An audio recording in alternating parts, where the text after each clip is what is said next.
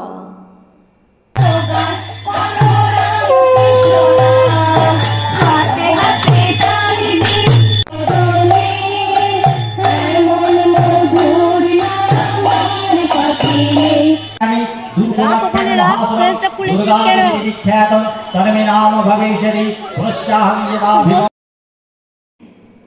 ওম স্থাপকায় চ ধর্মস্য সর্বধর্মস্বরূপিণে অবতার বরিষ্ঠায় রামকৃষ্ণায় তে নমঃ।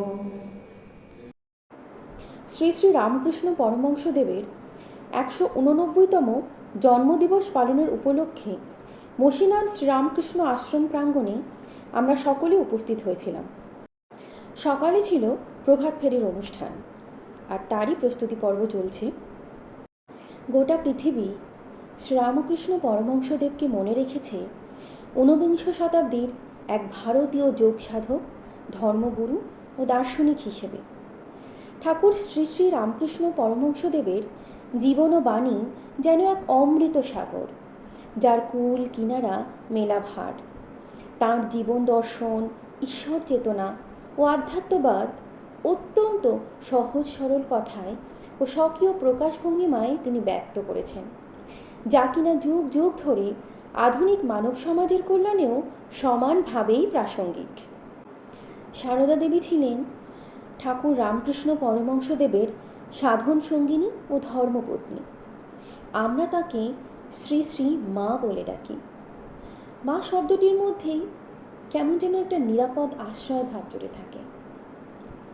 মা সারদা আমাদের উদ্দেশ্যে বলেছেন, জানবে কেউ না থাক, তোমাদের একজন মা আছেন। মা সারদার এই কথাই আমাদের শক্তি দেয়, সাহস দেয়। আমাদের আশ্রমে প্রভাত ফেরির প্রস্তুতি পর্ব একদম শেষের দিকে। আমরা সকলে মিলে বেরিয়ে পড়েছি প্রভাত ফেরির উদ্দেশ্যে। চলুন আপনারা দেখতে থাকুন।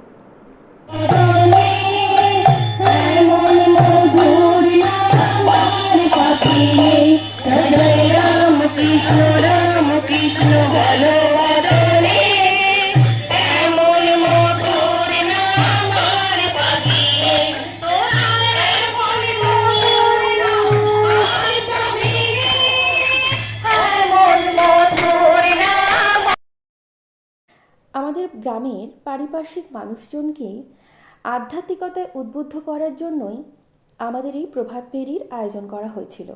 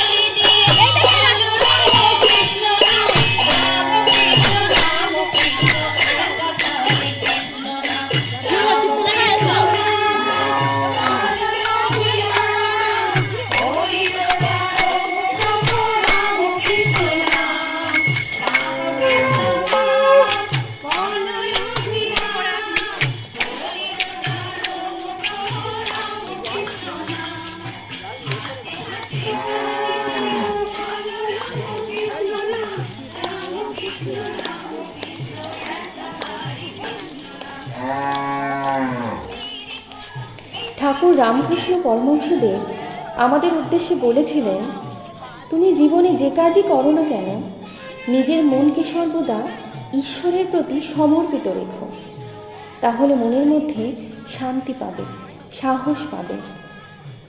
আমাদের মসিনান শ্রী রামকৃষ্ণ আশ্রমটি শ্রী শ্রী যোগেশ্বরী রামকৃষ্ণ মঠ, ভট্টনগর, হাওড়ার একটি শাখা। ছোট ছোট শিশুদের উৎসাহিত করার উদ্দেশ্যে একটি অঙ্কন প্রতিযোগিতারও আয়োজন করা হয়েছিল।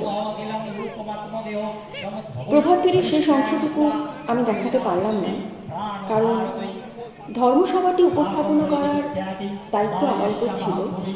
তাই মাঝপথ থেকেই আমাকে ফিরে আসতে হয়েছিল